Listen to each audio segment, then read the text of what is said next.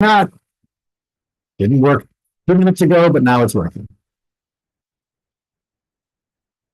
Okay, so that's loading up. While that's loading up, let me share my screen.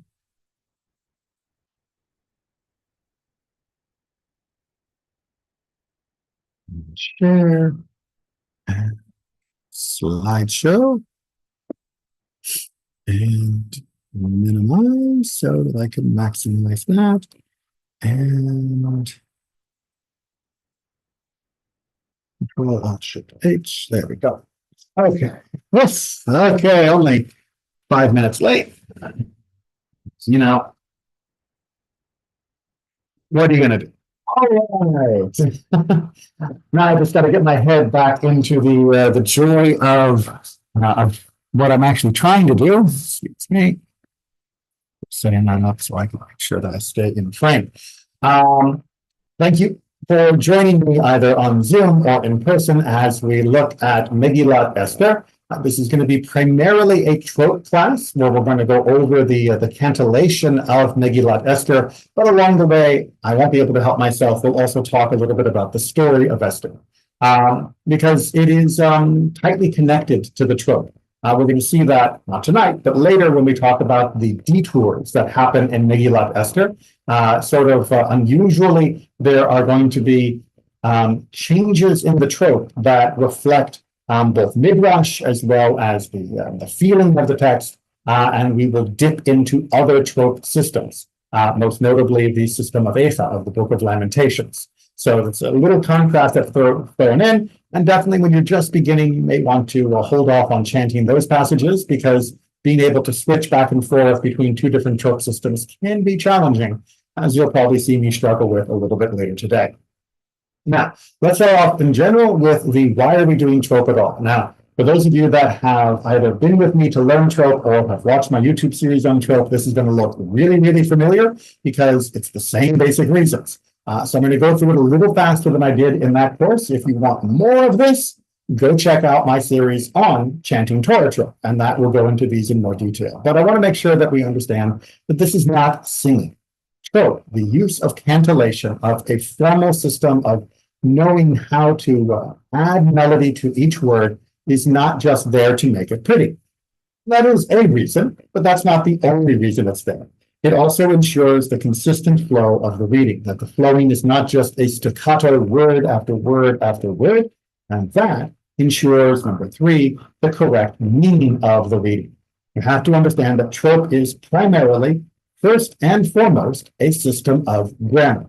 That trope is not there just as a decorative element, which is why we don't get to just make it up as we feel, but that it is doing a job. It is, in fact, doing the heavy lifting job of actually telling us what things mean. Did that, can we go? There we go.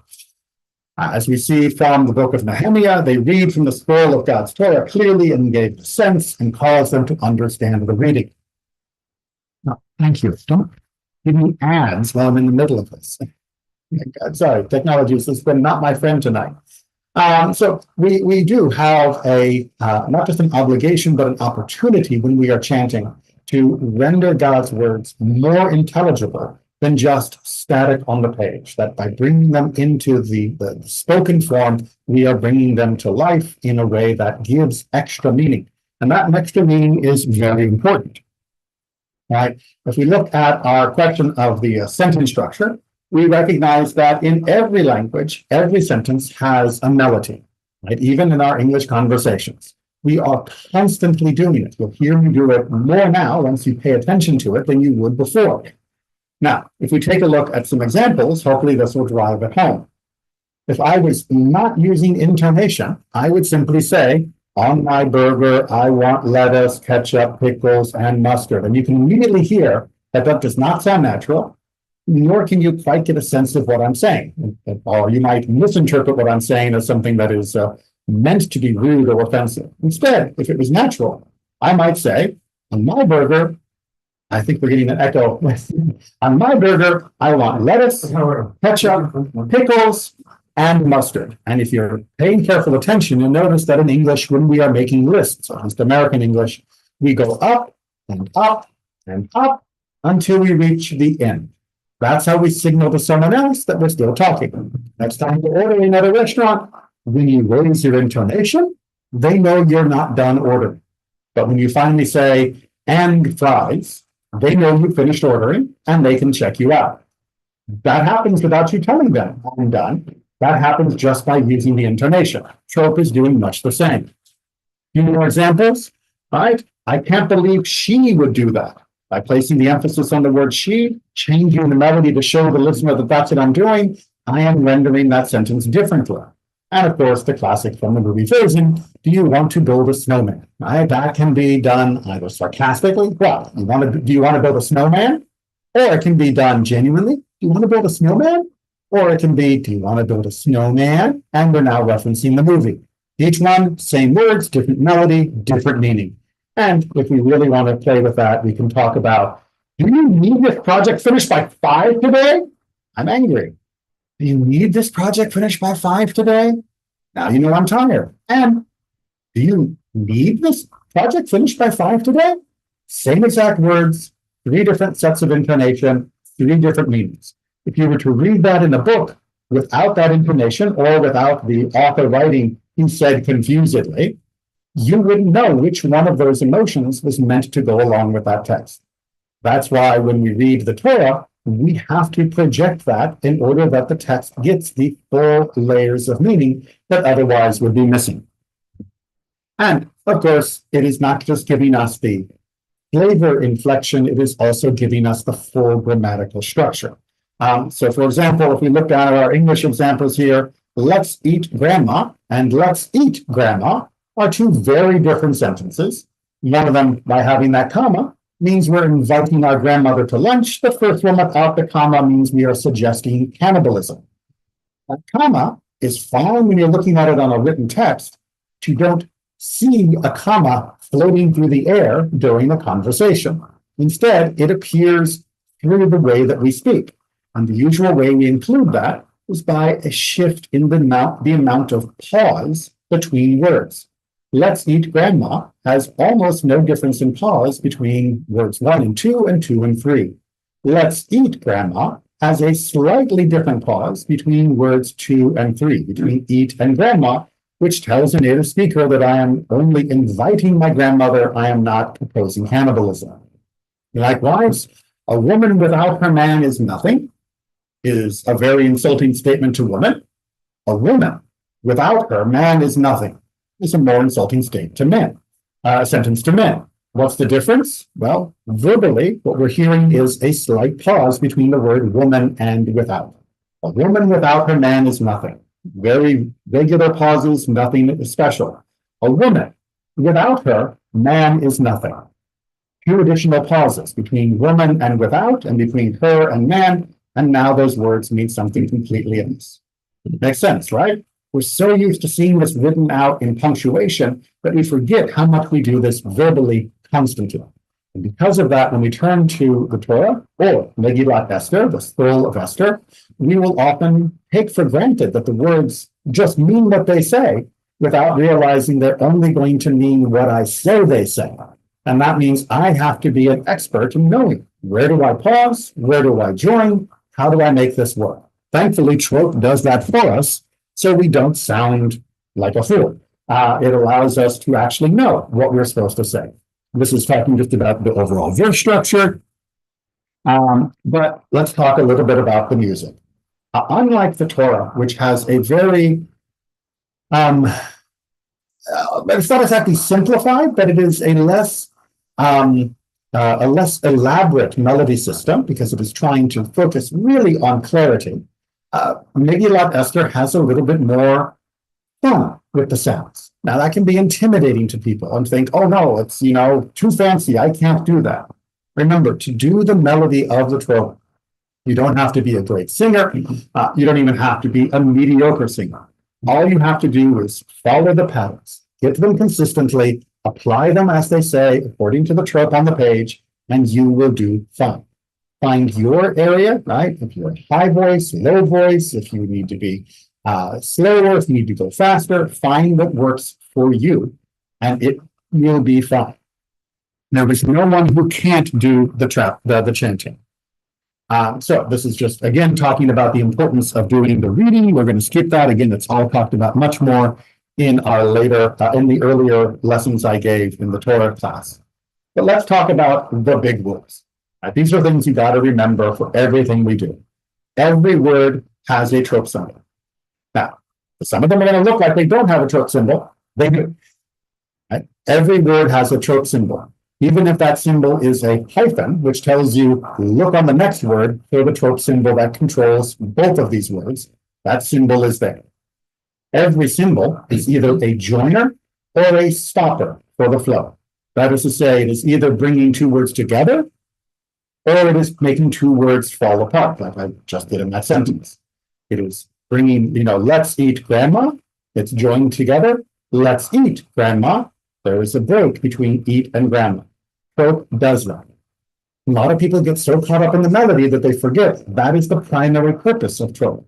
It's linking and spacing. And that should be our focus when we go through this. The symbol for the trope will always appear with the accented syllable. That is giving you a clue of where the melody has to do its fancy bit. Figure out which syllable that trope symbol is on. That's where the fancy bit is going to happen. The earlier symbols, anything prior to that syllable with the symbol, are just chanted on a neutral note. Dot, dot, dot, dot, dot, dot, dot. You find your own note, and then you just keep going and going until you get to the melody, and that's where it happens. Most Hebrew words are accented on the final syllable. It's very helpful. And if they're not, then you have to reserve a note for any remaining syllables. Most Hebrew words, 90% are on the final syllable, about 9% are on the second to last syllable, and then you've got 1% that might be somewhere else, but that's a very rare situation. So usually all you're doing is reserving an extra note before you hit that final. And we'll go over examples of this when we get into the learning. Everybody good on these big rules? Right? Code is a logic puzzle. That's why code can actually be, that's why trope can actually be coded, because it is a logic puzzle. And if you follow these rules and you know the melodies, you're able to chant anything. Good. There's a couple other rules we need to remember. One is that trope usually comes in family blocks. We're going to talk about this using the metaphor of driving together in a car. But you'll see that there are certain groupings, patterns of trope that are very reliably together. And when they come together, they come in certain patterns. That is very helpful because you're not guessing what comes next. You've got a pretty good idea of what you can predict. You learn that pattern, you can predict what is next. And the melody motif of a given trope doesn't change. Footnote. So generally speaking, if a symbol appears, it will always make the same sound. There is one standout exception to that, which is known as munaf. That's the little right angle trope. But even he has a pattern. He pairs up with other trope. And when he's with a certain trope as a pair, he will always sound the same way. So he sounds different depending upon his buddy, but when he's with a buddy, he will be consistent. Are we clear on that? Again, I'll show you examples as we go on. All right, so let's take a little bit of a look at the first verse of the book of Esther. And we're going to hear how it sounds, and then we're going to compare it to how the Torah sounds. Vayahi Achashverosh, Achashverosh, Hamolech Mehodu ve'akush, Sheva ve'esrim umeya merina. All right, so that is a sort of standard trope for Megillat Esther. Unlike Torah, there's not quite as much variety in the Jewish world for chanting Purim as there is, but you will still find different methods in different communities, Ashkenazi, Sephardi, Mizrahi, and different communities, but they tend to be closer to each other than there is for Torah. Now, that phrase, that sounds very different than what we chant on a regular Torah chanting, correct? So now I got to try and see if I can switch back to Torah trim.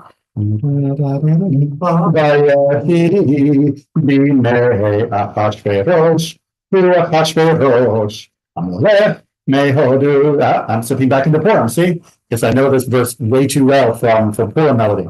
Amelech mehodu ve'apush sheva ve'esrimu meha midina. Now that sounds totally wrong to me, right? Because for me, this verse needs to be sung in Purim, because that puts me in a proper mode. It puts me in a proper spiritual framework. We're telling the story of the party, and it gets you into that mood of the story of the book of Esther, which is a story that is much more, I don't know if the right word is fanciful, but it is closer to what we would call a fairy tale in the modern world, Cinderella and Sleeping Beauty, with the idea of princesses and kings and the courtly intrigue and all of that. And the melody really does put on almost that carnival feel to it. It's not the straightforward, clean and clear Torah trope. This is much more,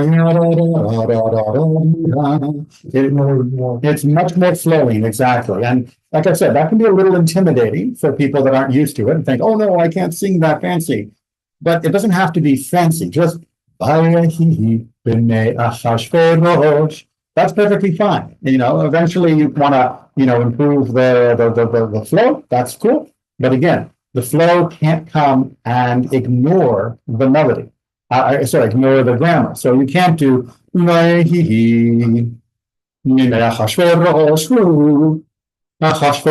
that is completely messing up the chanting. It's the right melodies, but I'm putting pauses in all the wrong places. Because what am I saying here? And it was in the days of Achashverosh. In the days of Achashverosh, that's one unit of thought. So therefore, it's going to be sung. It's going to be chanted as one unit.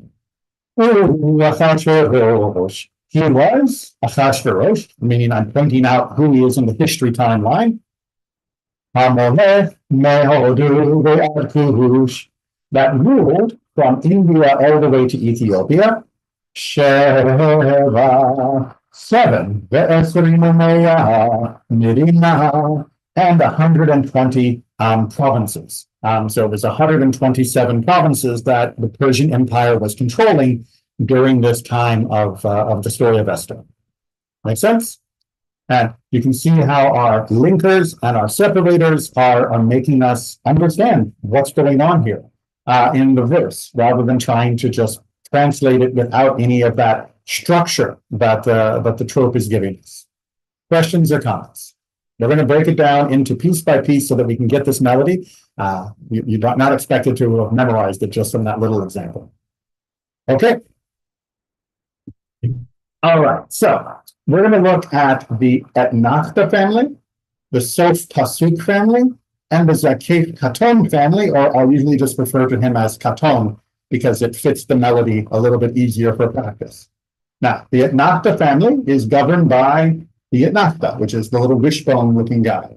Now, the Etnachta is a big pause. As you can see, anything that's written in the full black box, that means it's a stop mark. Anything written in the bordered box, that means it is trying to let. Etnachta usually has mercha, tipcha, and munach with Etnachta. Remember, munach is the combo guy. He goes by his buddy, which is why he will sound different with Etnachta than he will sound when he comes with katon. But when he comes with Etnachta, he'll always be the same. And when he comes with katon, he will always be the same. Does that make sense? I always like to say he's like one of those people that when he hangs out with one group of friends, he has a personality, and he hangs out with a different group of friends, he has a different personality, and he really doesn't like when the two groups get together because then he doesn't know who to be, right? Well, Munach is like that. When he hangs out with Katon, he's got one personality. When he hangs out with Etnachta, he's got a different personality. All right, so how did we sound? Well, we're going to go through them, and then we're going to see the variations.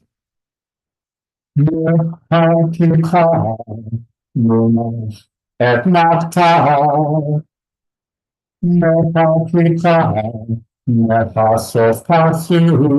you'll notice that is very, very similar. Like we saw, let's go back here, right?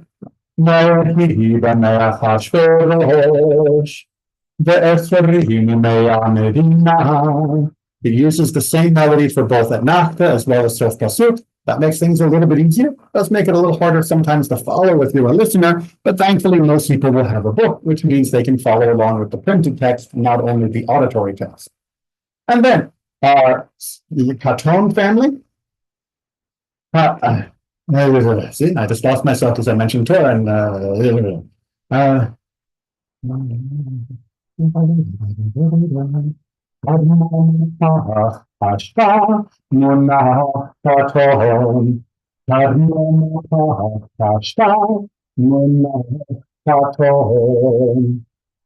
let's break that down. Because like I said, these are families, but families will come with different numbers of members of a family in any given instance. It's like if you're going out to a park with your family, not every member goes on every park trip. And so that we're going to have to see. But this is the one that is most common to have the four together, and you're going to get an etnachta in just about every single verse. So it's a really, really strong one to learn. And you're only ever going to get one etnachta per verse.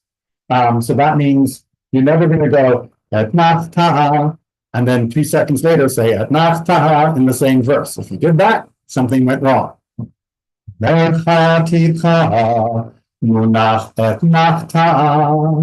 as you'll see when we're practicing later on, what we're really looking at here is just for the symbols. I know the words are helpful for the melodies, but eventually you should be able to just look at those symbols and think, and to help you with that, you've got our symbols with their names at the bottom for reference, driving together to the park. So who's driving? Who's got the steering wheel? Etnachta, right? He's our driver. And that means this is the Etnachta family. And this time, the car is full for Etnachta. We got all the members. But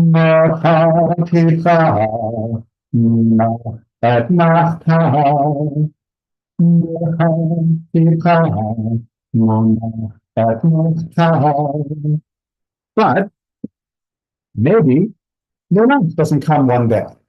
You'll notice the arrangement of all the other passengers doesn't change. They're still in their normal place.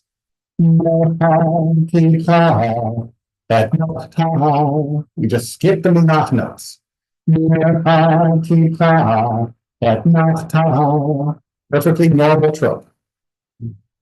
Sometimes we might get it a little differently.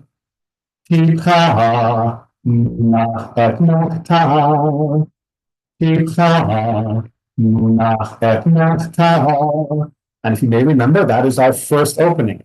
Those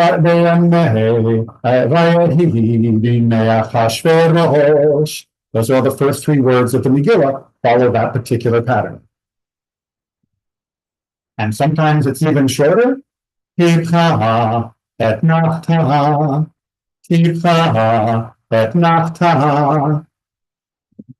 you can even just have etnachta all by itself. That doesn't actually occur in the Megillah, but it can occur sometimes in the Torah.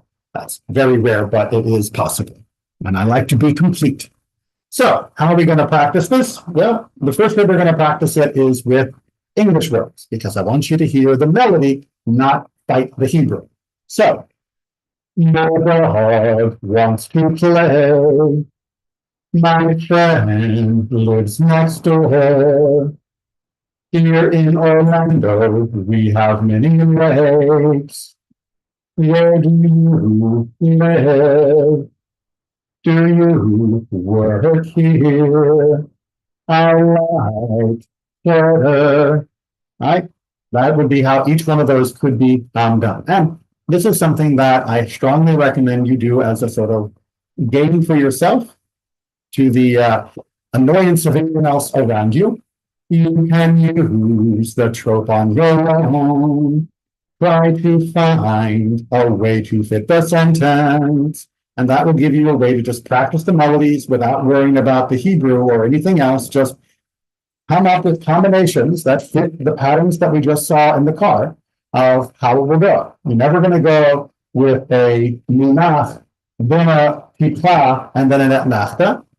That pattern doesn't exist. Instead, it's always going to be mercha, tikla, munach, etnachta, with or without missing numbers, but in that order. Makes sense, right? Good. Now, the Sof Pasuk family is very, very similar in Megillat Esther, but we need to remember again, there can be only one Sof Pasuk, because the Sof Pasuk is literally the end of the verse. You can only finish a verse once. And when you finish it, you'll see this vertical line followed by the two dots or sometimes the little diamonds, which represent the period in Hebrew. When the Sofrim, the scribes were coming up with symbols for the vowels and trope, they didn't want to use a dot for period because that would just look like hirik, like the vowel, which is a dot. So they came up with something a little bit different. It has no relationship to the colon in English, and it doesn't do the same job as the colon in English, but it is what it looks like. And like I said, the melody is very, very similar. And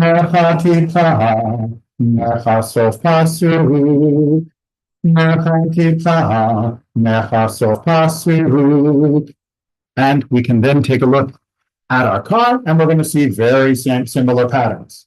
You'll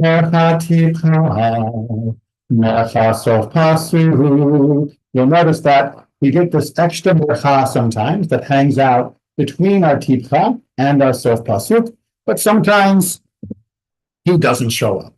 Sof pasuk, sof pasuk. That sounds like that in the top. Exactly right, which makes it both easier to chant because you don't have to learn a new set, but also a little harder to hear because it's the same melody. So which is it? Is it an aknakta or sof pasuk? But yeah, it definitely makes life a little easier. Tipcha mecha sof pasuk, tipcha mecha sof pasuk, tipcha sof pasuk, tipcha sof pasuk, sof pasuk, sof pasuk. All right, so let's do our English variations on that. The dog wants to play. My friend lives next door. Here in Orlando, we have many lakes. Where do you live? Do you work here? I like cheddar. Again, it's going to sound very, very identical to the Nachta family, and that is a convenience that we get from this particular version of the trope for Megillat Esther. However, the Zakef Katon family does not sound the same. So now we got to break out new brain cells and map them on. Now, this is the most common trope family. You can have many Katon sets within a particular verse. You will see the variations of the family all over the reading. If you can master Etnachta, Sof Pasuk, and Ikaton as a family, you can chant anywhere from 80 to 90% of any given section of the Megillah. There may be 4 or 5 extra words that use a different trope, and we saw some of them in our first verse, but you can go whole 2, 3, 4 lines, never doing anything different than Etnachta, Sof Pasuk, and Katon with its many variations. Now, there are many variations of it, so we're going to have to look at its car ride in a lot more detail than the other two. But even there, they come in the same order. They come with the same melodies, no matter where they are, with whichever variation. Now, let me get my head back into this game. Padma mapah pashta munach katon. Padma mapah pashta munach katon. Notice the way that there is a join all the way up to pashta, then a little break, and then we continue through the end. Padma mapah pashta munach katon. Padma mapah pashta. Let's look at that in its different families. And this is the full one again. Padma mapah pashta munach katon. Padma mapah pashta munach katon. Variation number 2. Kadma ma pa pashta katon. Kadma ma pa pashta katon. And our third. Ma pa pashta munah katon. Kadma pashta munah katon. Ma pa pashta katon. Kadma pashta katon. Pashta munah katon. Pashta munah katon. Kadma katon. Kadma katon. Pashta katon. Pashta katon. There is a slight additional pause there. It's really hard to hear, and you'll be forgiven if it's not always noticeable when you're chanting. And then, of course, our little duet. Munah katon. Munah katon. Good. Good. Katon. Well, let's go ahead and throw this into our full phrase. And sorry for those of you here in person, you're missing out on a trope. Why do birds fly when scared? This car needs a wash. My son loves hockey. Where do you work? I hate Mondays. Why, oh, why?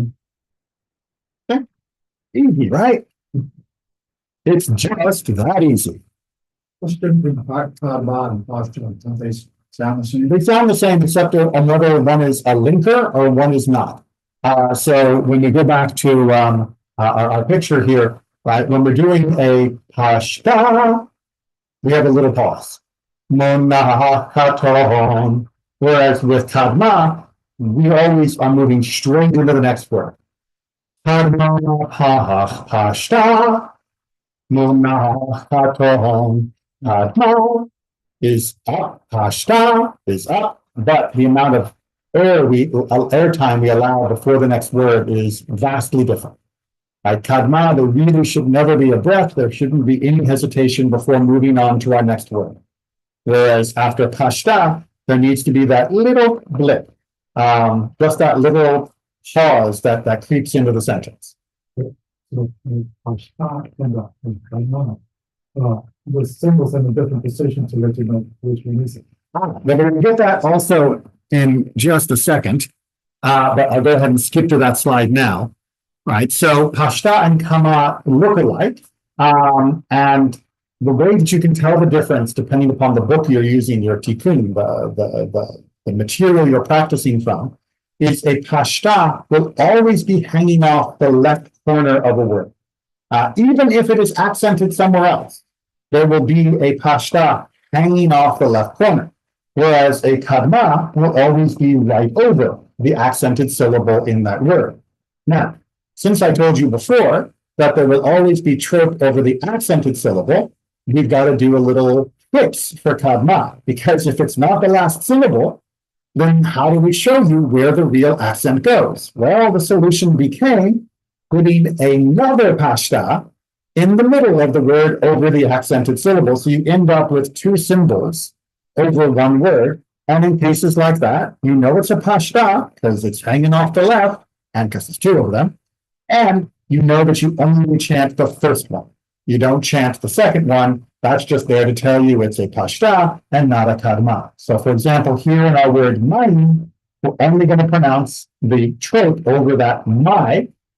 We're not going to pronounce it over that the yim at the end.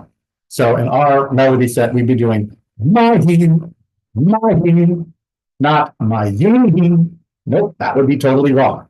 Mayim. It's going on the front rather than on the back. Does that answer your question?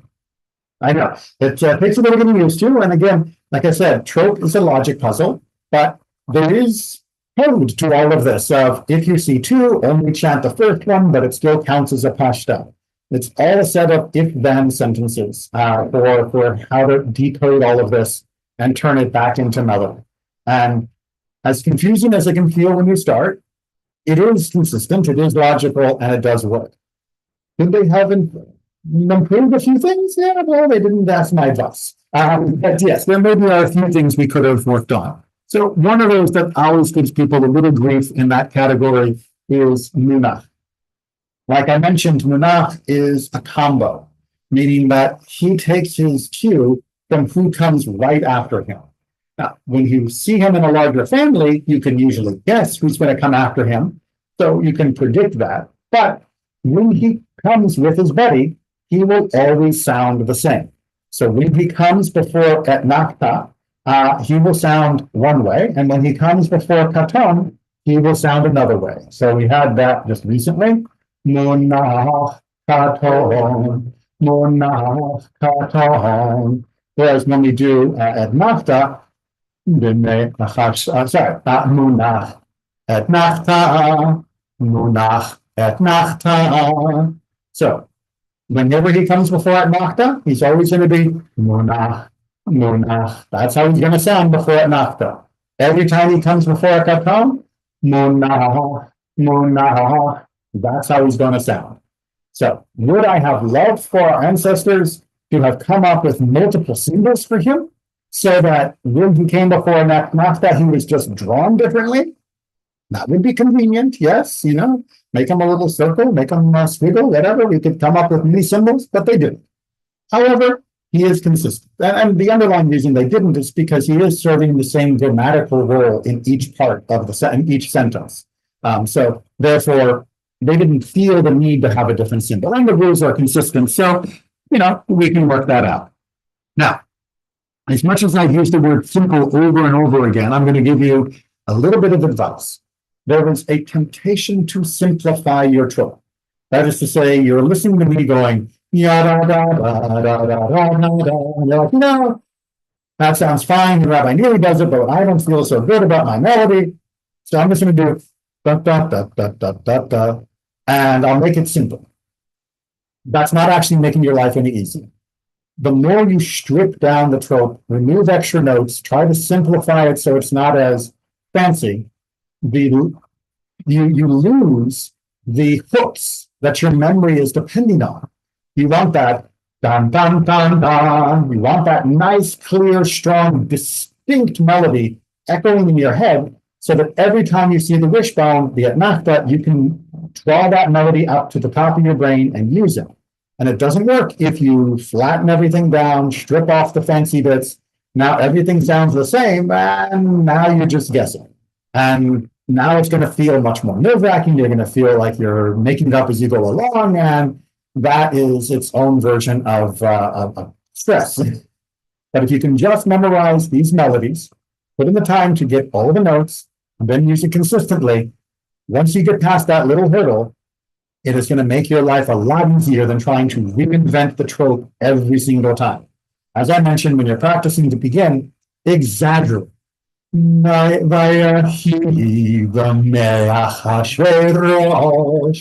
Really throw it on there. And, the only person you're going to embarrass is yourself privately while you're doing this. And if someone else hears you, hey, they're going to applaud that you're actually practicing and learning something new. Don't be afraid of it. And then as you get more and more comfortable, then you can sort of smooth it out a little bit for the recitation.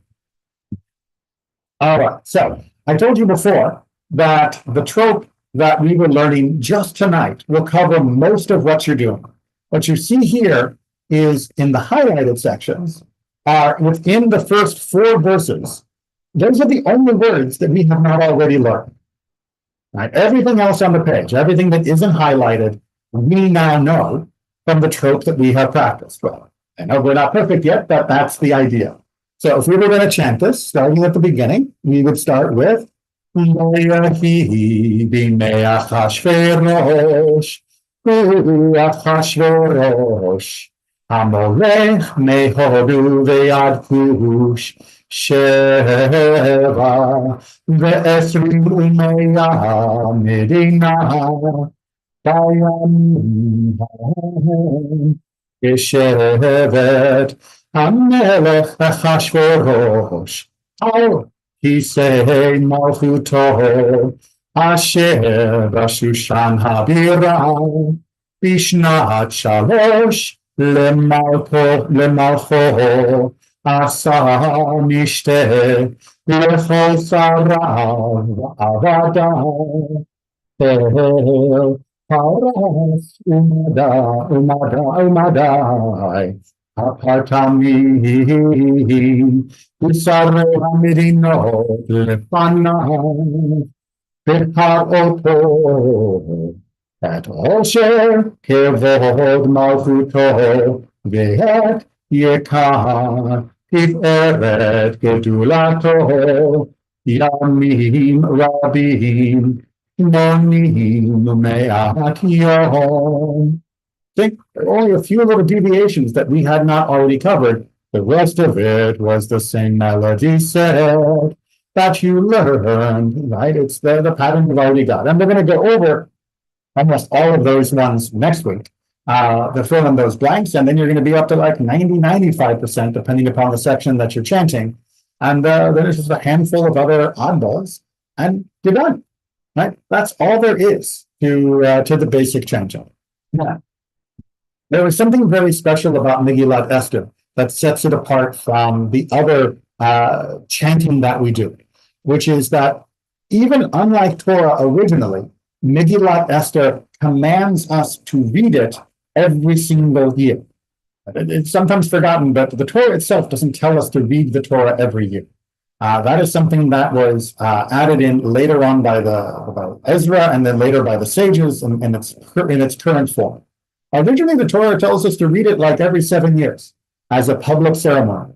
But Megillat Esther, at the very end, actually says, you will read this, right? Send it to everybody, have a holiday every year, and it is this letter that officially inaugurates that particular holiday. And so there is a specialness to the reading of Megillat Esther that other holidays, even other holidays where we read from other scrolls like Sukkot or elsewhere, lack. Now, that makes it beautiful, it makes it wonderful. It also means that if at all possible, meaning you're with a community and you have the resources and you have the skills, we read from Megillat Esther as though we were holding the original letter that would have been sent, which means that we read from the actual scroll of Esther. Unlike a Haftarah, unlike Eicha, the Book of Lamentations, or Shir HaShirim, the Song of Songs, or Kohelet, the Book of Ecclesiastes, which we can read from pointed texts, no problem. We read Megillat Esther from an actual scroll. It's the whole Megillah, as they say. And that is why we get to do brachot. We get to do blessings over Megillat Esther. Whereas when we read Kohelet, Eicha, or Shir HaShirim, we don't. We don't do a Baruch Atah before those, because those are, yes, fixed parts of our tradition, but they are not commanded parts of our tradition. Esther, on the other hand, is a commanded part of our tradition, and therefore we do it in a more particular way. Now, that adds a little more difficulty to the chanting, because we're now having to remember all of the trope and the vowels, of course, when you chant from the unpointed natural text. It also can add a little complication depending upon your Megillah. It is customary to take the Megillah and to fold it as though it were a letter, in the way that letters were read in the ancient world. That is to say, you would receive a scroll from someone that sent it across, the country, and then you would unroll the scroll and you would fold it like an accordion, so that you would actually create pages to then go through in the reading. And traditionally, that is the ideal way to read Megillat Esther as well. Rather than having a scroll like a Torah, you end up with a bundle of pages that you flip through as you go. Now, depends on how well your Megillah was made, depends on how flexible the cloth, the material is for the scroll. Some of them will resist that and keep trying to roll back up again, and then you can end up watching the reader wrestle the thing into position. But when we're able to read it in that preferred way, like a folded paper, then we really are reenacting the actual feeling of receiving this letter from Esther the queen that said, you're not all going to die, that Haman's plans have been ruined, and that you are allowed to stand up for yourself and to fight back. And so there is a very intimate and personal feeling to reading from the Megillah yourself, even more than hearing it, that puts you back 2,500 years ago, more or less, give or take, and feeling like you have just received your reprieve from the government. You've just gotten your letter from the king saying you're not going to die. And we are celebrating that. We are chanting and singing that out to the community and to ourselves. So, yes, I know that there are some extra difficulties when chanting from Megillat Esther compared to other chanting, but it is one of the most experiential things that we can do as a reader for a community and for ourselves personally. So, questions or comments before we wrap up for tonight, for our first night? That's not really cool. Well, this has already been recorded. So everything we just went over is going to be on YouTube as soon as I hit done. And then it'll be up there to review. Fine, so the Megillah scroll is in pages. Well, it's written just like a Torah in the sense that it is written on a cloth, on a scroll. Interesting side note, you can decorate a Megillah scroll. Not the actual words, but you can write, do art above and below it. And there are many beautiful examples of such Megillah. We do not have one, unfortunately, but they do exist and are lovely. But when we go to read it, it is customary to unroll the whole thing and then fold it at the seams so that you end up as though you had a book. So you take that little scroll and then you'll fold from the first thing in half at the seam. So now you have the first few columns and then the next few columns sort of back to back sandwiched. And then when you finish the first few columns, you sort of turn the page. And now you've got the next few columns, and then you go over the next bit, and then you turn the page for the next sandwiched fold. So it's kind of like an accordion when read in that technique. A lot of seams in the scroll. It depends on who made it. So again, it's like I said, this is very scroll dependent. We have one scroll that this works very well for. We have another scroll that is very rigid, and it does not like being folded at all. It's an older scroll, and it does lose a suppleness over time. So depends on your scroll, and also just when the scribe was doing it, he might have had different lengths of hide to work with, which can make it harder. Other questions or comments? All right, then we are done for tonight. Thank you all very much for joining me for our first session. Also in your YouTube. Yep, this will be right up in YouTube as soon